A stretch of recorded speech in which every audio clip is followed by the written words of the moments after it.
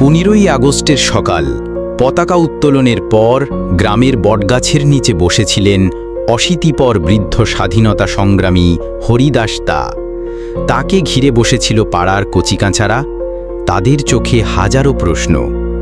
ছোট্ট রাতুল জিজ্ঞাসা করল, হরিদাস দাদু, স্বাধীনতা তো অনেকেই এনেছেন, কিন্তু কে বেশি বড় ছিলেন, গান্ধীজি না নেতাজি?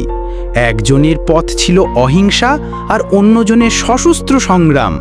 হরিদাস দা হাসলেন।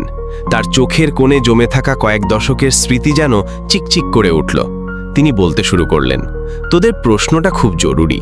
এই প্রশ্নের উত্তর আমি নিজে খুঁজেছিলাম যৌবনে। একবার গান্ধীজির জনসভায় গিয়েছিলাম। কি শান্ত সৌম্য চেহারা, পরনে সামান্য খদ্দর, কিন্তু চোখের দৃষ্টিতে ছিল ইস্পাতের মতো দৃঢ়তা। তিনি যখন কথা বলতেন, হাজার হাজার মানুষ মন্ত্রমুগ্ধের মতো শুনত। তার অহিংসার ডাক শুনে মনে হতো, সত্যিই তো, বিনা রক্তপাতেও লড়াই জেতা যায়। তিনি আমাদের শিখিয়েছিলেন ভয়কে জয় করতে, অন্যায়ের সামনে মাথা নত না করতে।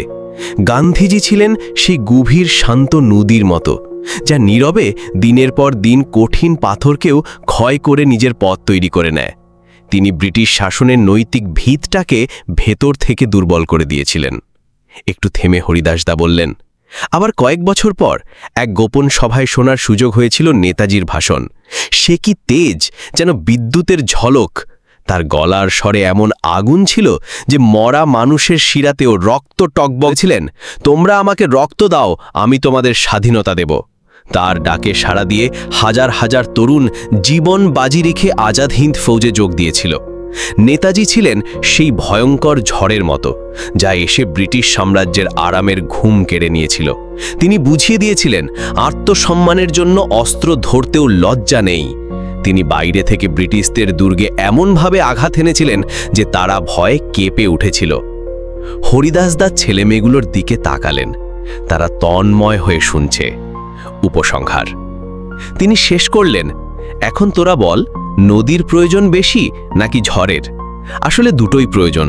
গান্ধীজি যদি হন সেই নদী যিনি ধৈর্যে ব্রিটিশ শাসনের ভিত ক্ষয় করেছেন, তবে নেতাজি হলেন সেই ঝড় যা সেই দুর্বল ভিতকে এক ধাক্কায় উপড়ে ফেলেছে। একজন ভেতর থেকে লড়াই করেছেন আর একজন বাইরে থেকে। তাদের পথ ভিন্ন ছিল, কিন্তু দুজনেরই হৃদয়ে ছিল একটাই স্বপ্ন, পরাধীন ভারত মাতার মুক্তি। তারা ছিলেন ভারত মাতার দুই হাত। দুই হাত ছাড়া কি শেকল ছেঁড়া যায়? তাই যখনই এই পতাকার দিকে তাকাবি, মনে রাখবি এই গেরুয়া রঙে নেতাজির ত্যাগ মিশে আছে, আর সাদা রঙে আছে গান্ধীজির শান্তির আহ্বান। দুজনের স্বপ্ন মিলেই তৈরি হয়েছে আমাদের এই তেরঙ্গা, আমাদের স্বাধীনতা। বাচ্চাগুলো অবাক হয়ে পতাকা